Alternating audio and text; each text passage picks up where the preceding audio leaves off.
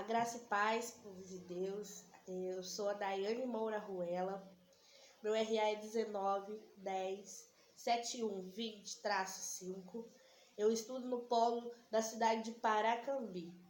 Como o tema proposto está no livro de Mateus, capítulo 2, dos versículos 1 ao 8, eu quero fazer uma leitura. Nos diz assim: Naquele tempo, passou Jesus pelas searas em um sábado. Então os seus discípulos, tendo fome, começaram a colher espigas e a colher.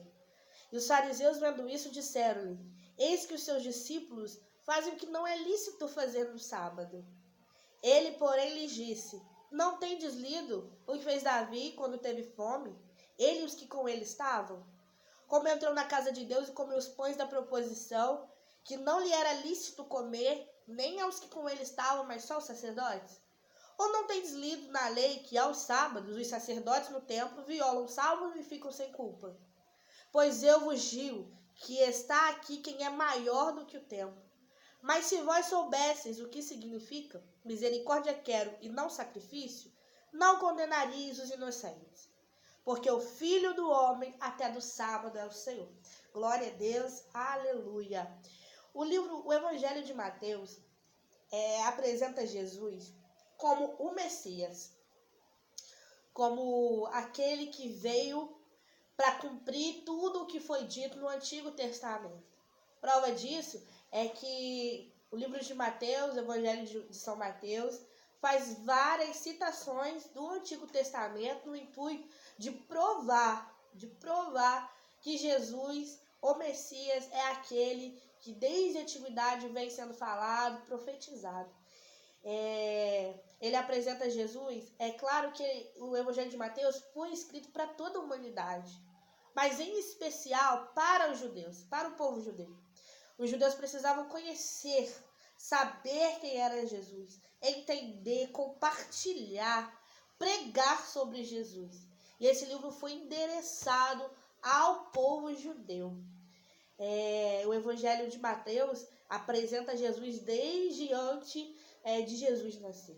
Ele vem contando a genealogia e ele fala do nascimento, como se deu, da profecia, como que o anjo se apresenta. E ele vem contando a história para que todos entendam quem é Jesus, de onde Jesus veio, a raiz genealógica de Jesus. E Mateus vem tentando provar e convencer os judeus que é ele, que é o Messias, e que de fato é. Louvado seja o Senhor por isso. Louvado seja Deus, segundo o livro de um escritor judeu famoso, Milperno, através da Bíblia, livro por livro, nesse capítulo,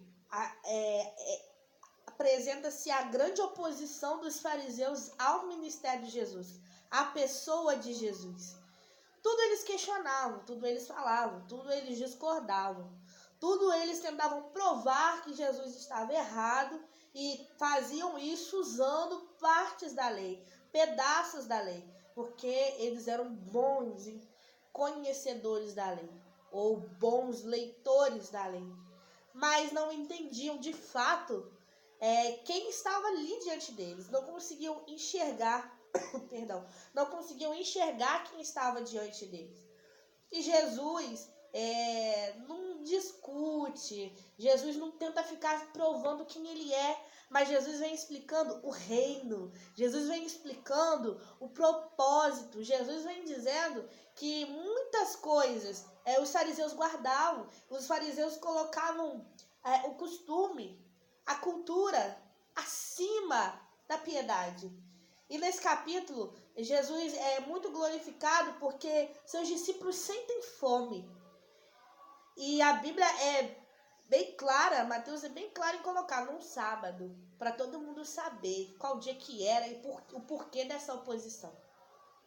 Porque o sábado eles guardavam o sábado, os judeus guardavam o sábado. Só que Jesus veio se apresentando como aquele que define qual é o melhor jeito de se guardar o seu sábado. Os discípulos do Senhor Jesus sentiram fome começaram a colher espigas para se alimentarem. De repente, né, aparece uma classe de judeus e esses judeus vêm questionando que não é lícito.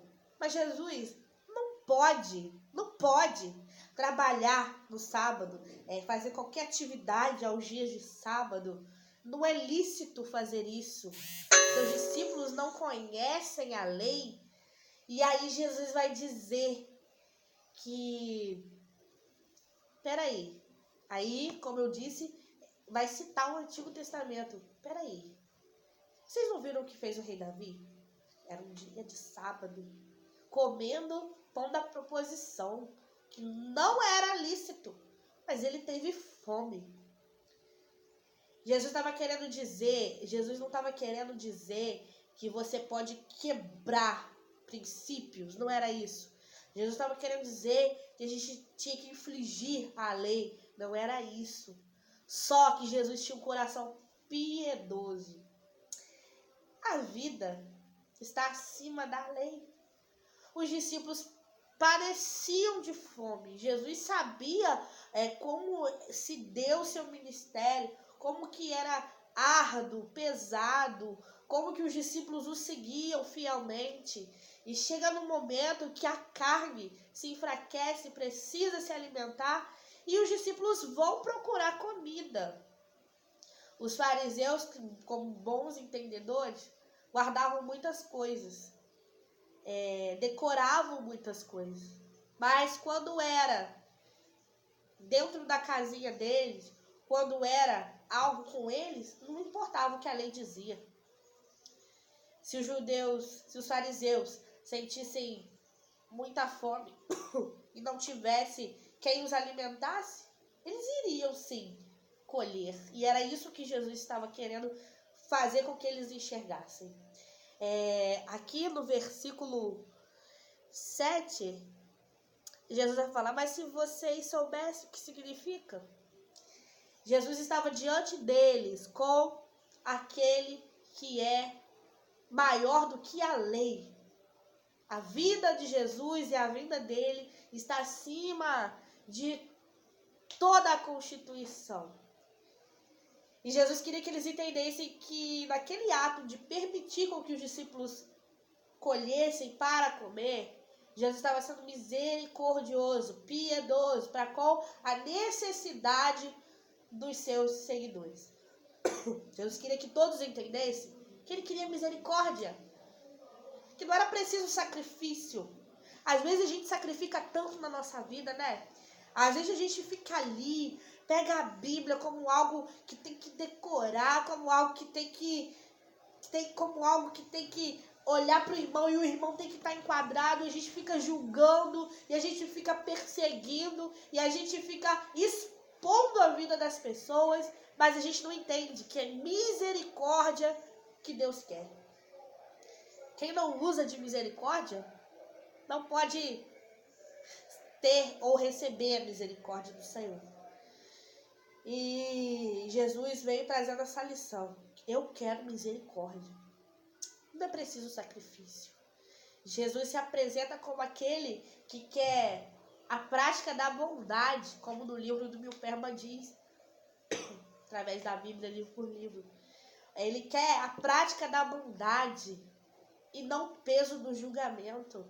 Jesus, ele quer que façamos a sua obra com amor, com dedicação, que a gente observe sim a lei, que a gente medite na lei de dia, de noite, sem cessar, mas que quando alguém estiver caído, precisando, a gente olhe com um olhar de piedade, de misericórdia para aquele que está caído, para as necessidades do nosso irmão. Jesus olha para a nossa vida e quer que a gente abra o coração, olha para a gente, quer que a gente respeite a dificuldade do próximo. Por que tanto nós encontramos pessoas por aí que estão aptas para julgar, aptas para apontar, aptas para olha, você não pode fazer isso, você não deve estar aqui, você não tem que estar na igreja. A gente tem muitas pessoas assim, mas Jesus só queria alguém que dissesse, pode entrar, a casa também é sua, Jesus também é para você, conta com a gente, o que precisar, estamos aqui. Ele se apresenta aqui no versículo 8, porque o Filho do Homem até no sábado é o Senhor. Isso quer dizer que ele vai usar o sábado do jeito que ele bem entender. Ele vai guardar o sábado da maneira que ele quiser. É claro que os judeus, é claro que os fariseus, eles mantinham essa regra. E sempre que alguém descumpria, era motivo de apontamento, era motivo de ir lá. Imagina Jesus e seus discípulos. Eles não aceitavam o ministério terreno de Jesus. Eram, como eu disse no início, os opositores desse ministério. Mas eu louvo a Deus, porque Jesus sempre tem uma palavra. E quando Jesus já está com a paciência assim, lotada, quando ele já ensinou tudo o que tinha para ensinar, quando ele já falou tudo o que tinha que falar, quando ele abriu tudo o que tinha que abrir, e os fariseus persistiam nessa, Jesus não falava nada. Jesus permitia que os fatos respondessem por si só, porque eles eram ótimos entendedores, ou melhor, eles eram ótimos conhecedores, mas ninguém aplicava de verdade, ninguém aplicava com seriedade.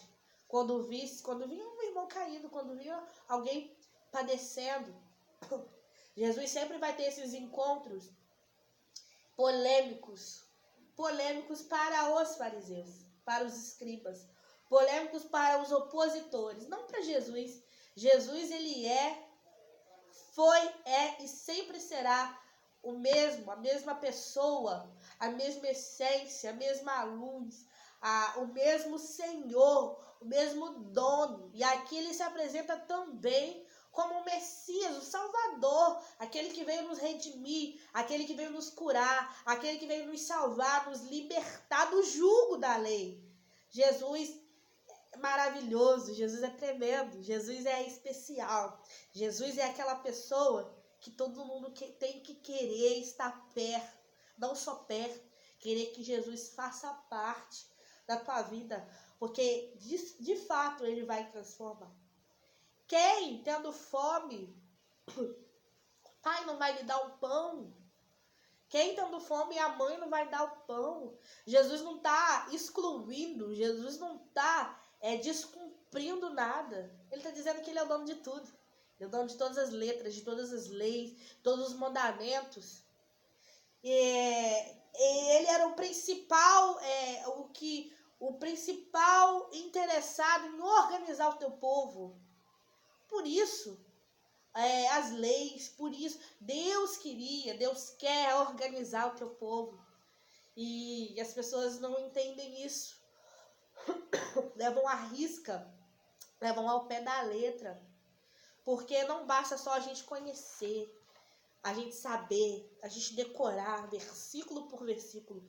Não basta só a gente ler e expor, não basta só a gente ler e... Não, Jesus quer mais. Jesus quer o amor por trás da letra. Jesus quer a misericórdia. Jesus quer compaixão. E quer que nós, seus servos, seus seguidores fiéis, não apenas seguidores, nós cristãos, praticantes da verdade, ele quer que nós compartilhemos essa verdade. Compartilhemos esse amor. Que nós possamos a cada dia, meus amados irmãos, compreender o quão especial é servir a Cristo e sermos gratos por tudo que Ele nos fez. E eu quero começar finalizando com esse recado da parte do Senhor. Vamos julgar muito menos, quase nada. Vamos olhar para o outro como Jesus olharia. Vamos fazer pelo outro o que Jesus faria. Vamos conversar com o outro da forma que Jesus conversaria. Amigo, aquele que ama, nos corrige. Não compartilha do nosso erro e nem aceita o nosso erro. Amigo que é amigo, ele vai falar a verdade pra gente. Fale essa verdade com amor. Deixe que as pessoas que estão ao seu redor sintam que essa correção é com amor e não com o dedo apontado na cara, no rosto. Que o Senhor Jesus possa nos abençoar cada dia mais. Misericórdia Ele quer e não sacrifício. Não é necessário você sacrificar tanto a tua carne. Não é necessário você sacrificar tanto o teu eu, tanto os seus filhos, a tua esposa, o seu esposo, o teu rebanho. Não é necessário sacrificar, não. É só obedecer. Quem ama, obedece. Quem ama, respeita. Quem ama, reconhece. Senta para aprender com o maior mestre de toda a história, que é Jesus de Nazaré. Fique com Deus e com a paz do Senhor Jesus.